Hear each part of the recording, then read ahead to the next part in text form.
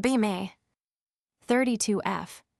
Director of Brand Strategy at a mid-sized tech firm in Seattle. Master's in Communications, minor in Gender Studies. Make $160K year plus bonuses. Consider myself high value.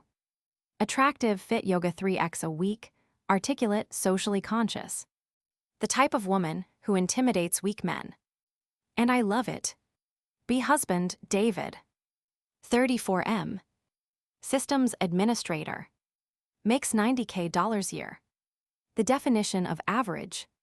510, slightly out of shape, glasses, receding hairline. Wears free t-shirts from tech conferences. Quiet, stoic, boring. We've been married 6 years. Honestly, I settled. I needed stability while I built my empire. He was safe. He does the laundry, fixes the Wi-Fi, cooks dinner, because I'm too exhausted from carrying the mental load. I control the finances. I control the social calendar. I control the narrative. Life is good, but I'm bored. I feel like I've outgrown him. I'm evolving, reading theory, engaging in high-level discourse. He's watching videos on how to restore cast iron skillets. I try to educate him over dinner. Explain how his silence is actually a form of violence. Explain how the patriarchy benefits him despite his mediocrity. He just nods. You're right, Anon. I understand, Anon. Pass the salt, please. No pushback, no passion, just a wall of beige compliance. It infuriates me. I crave conflict, I crave a spark. I convince myself his lack of arguing is a sign of low intelligence. He can't keep up with my verbal acuity. Enter Julian. 38M, consultant brought in for a merger. 62, charismatic, talks about Foucault and wine pairings. The intellectual equal I deserve. We start grabbing lunch. Then drinks. The tension is palpable. I feel alive for the first time in years.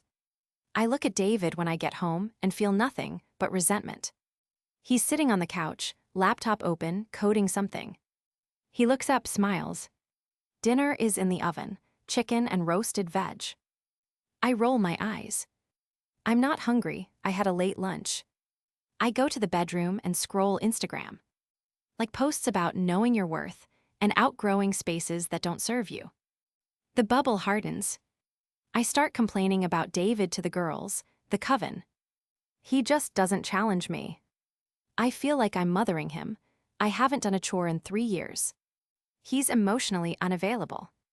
The girls validate everything. You're a queen, Anand. He's holding you back. You deserve someone who matches your energy. I decide I need to open the marriage. It's the modern, enlightened thing to do.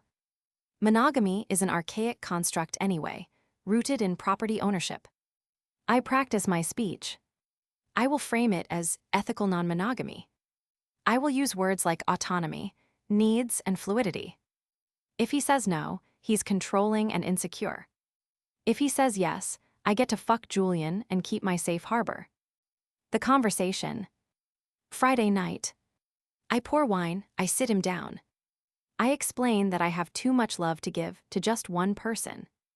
I explain that our connection is transcendent, but I need physical novelty. I talk for 20 minutes straight. High-level concepts, very academic. I wait for the tears, the yelling, the begging. David takes a sip of water. He looks at me. His face is unreadable. No anger, no sadness. Just calculation. Okay. Okay, I ask, stunned. If that is what you require to be happy, Anon, I won't stand in your way. We should set ground rules, he adds. No veto power, complete transparency not required unless asked, protection always. I'm shocked he's taking it this well. Clearly, he's terrified of losing me. He knows he can't do better. I smirk internally. Agreed. Phase 1, the high. I start seeing Julian. It's electric. Hotels, expensive dinners, intense conversations about art. I come home at 2 a.m.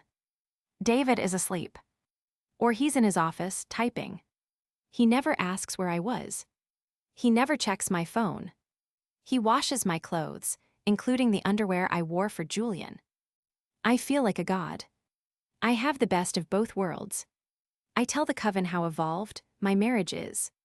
David just understands that he can't own me. They are jealous.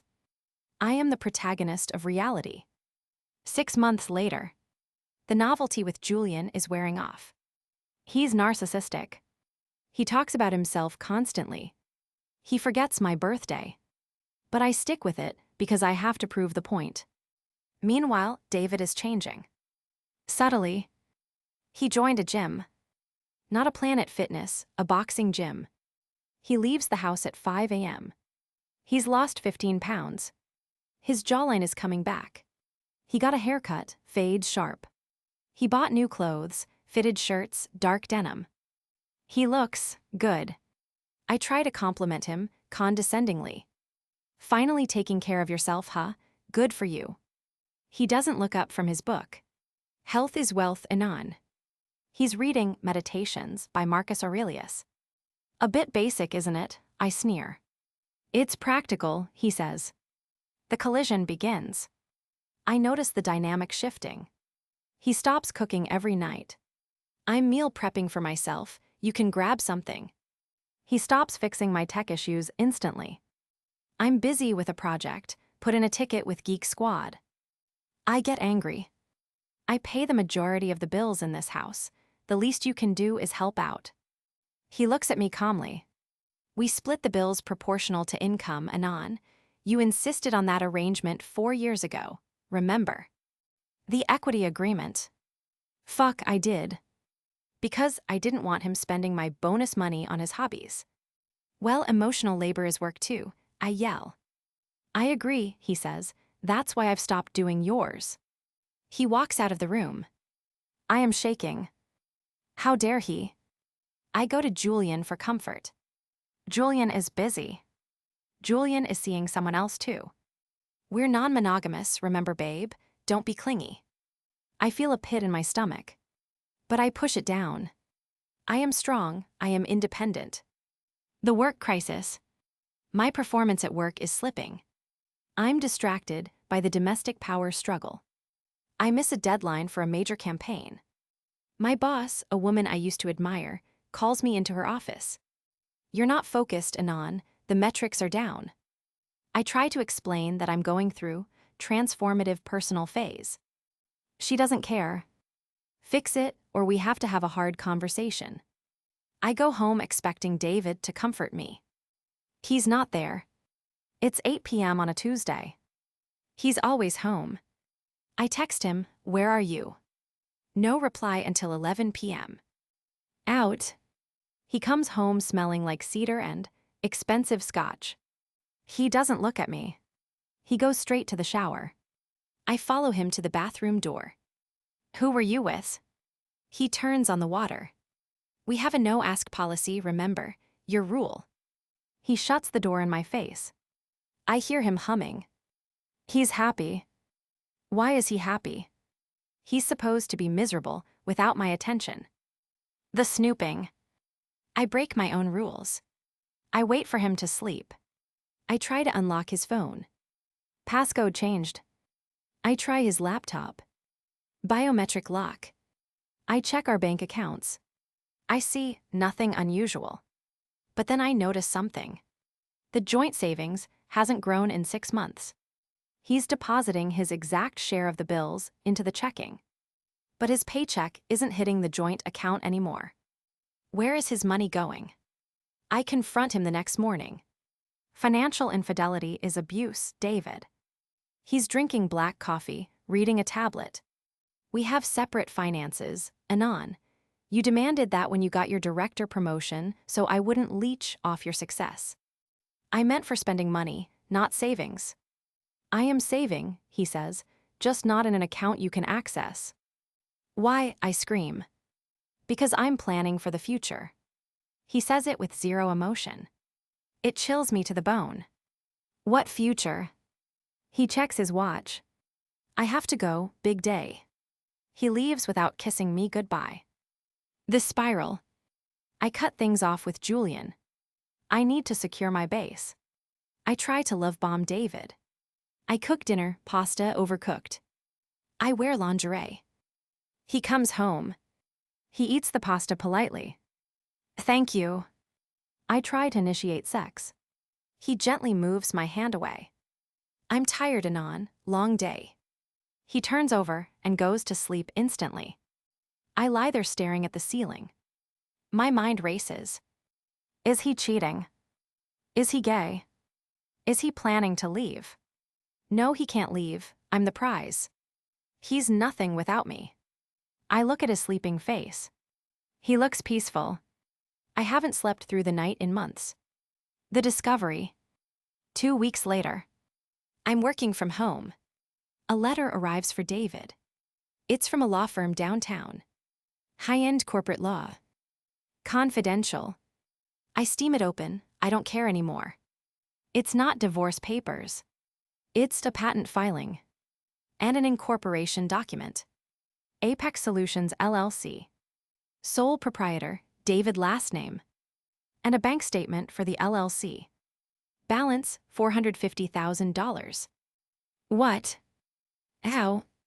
He makes $90K a year. I read the emails attached, he printed them. Sloppy. No, these are copies of contracts. He's been consulting on the side. For 3 years. High-level cybersecurity architecture. Billing $250 hour. He's been doing this while I was out with Julian. While I was at networking events. While I was ignoring him. He has $500,000 sitting in an account I didn't know existed. And the patent, it looks like some proprietary encryption algorithm. Estimated valuation, millions. The confrontation, the trap. I wait for him to come home. I am vibrating with rage and greed. He walks in. I throw the papers on the table. You lied to me. He looks at the papers, then at me. He sighs, not fear, disappointment. Opening my mail is a federal crime, Anon. You have $500,000. That is marital asset. Actually, he says, sitting down and unlacing his boots, it's not. We're married, everything is 50-50. He stands up and walks to his filing cabinet, which is locked. He pulls a key from his pocket, opens it, and pulls out a blue folder. Do you remember the post-nuptial agreement you had drafted 4 years ago? I freeze. The one I demanded after I got my stock options. I wanted to make sure that if we divorced, he couldn't touch my company equity. Yes, I stammer. Read Clause 4B, he says, handing it to me. Any intellectual property, business ventures, or income derived from secondary employment created after the date of this agreement shall remain the sole property of the creator, provided said creator does not use joint marital funds to establish said venture. I feel the blood drain from my face. I wrote that specifically because I was writing a book I thought would be a bestseller. I didn't want him to have a claim on my book royalties. I built the code on my own laptop, he says. I paid the server costs from my personal allowance. I incorporated with my own money. It's mine, Anon, all of it.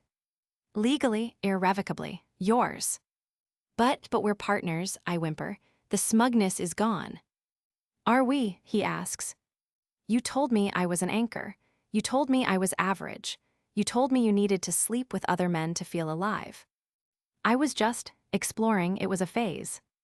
It wasn't a phase, he says. It was a choice. The collapse. I want a divorce, I say, trying to regain control. I'll take the house. You can have the house, he says immediately. I blink. What? I don't want it. It's too big, too much maintenance, and... He pauses. You refinanced it last year under your name to pull out equity for your lifestyle, remember. Oh God.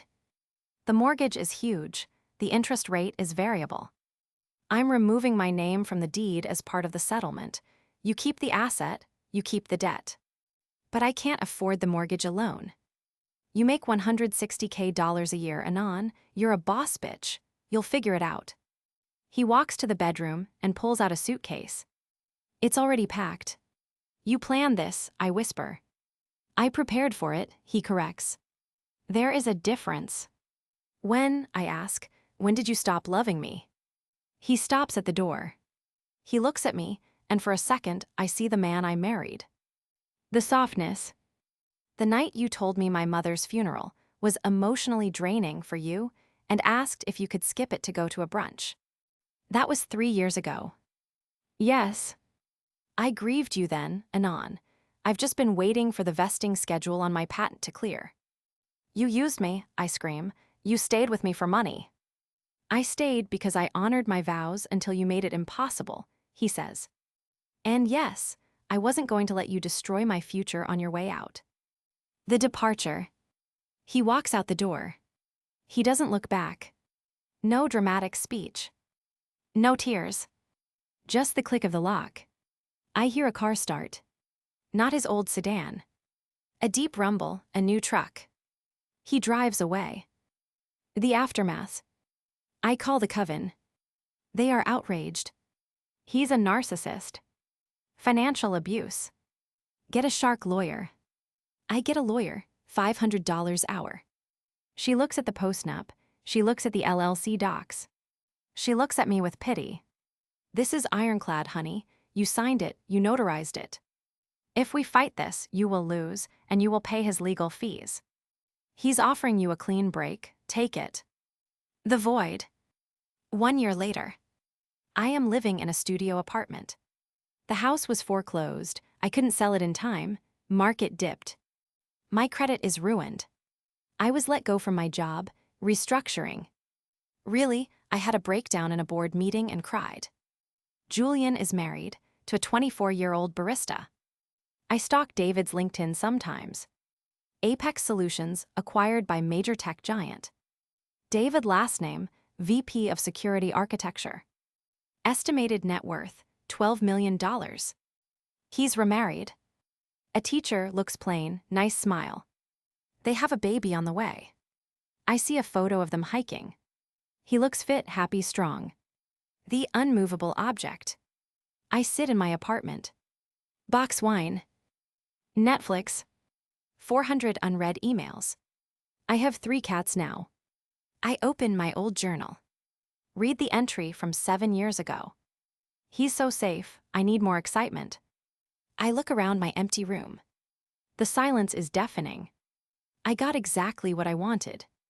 Autonomy, freedom, no one to hold me back. I won the argument. But I lost the life. Be me. Alone. Realizing that boring was actually peace. And I set fire to it to keep myself warm. The receipt has been paid. And I am bankrupt.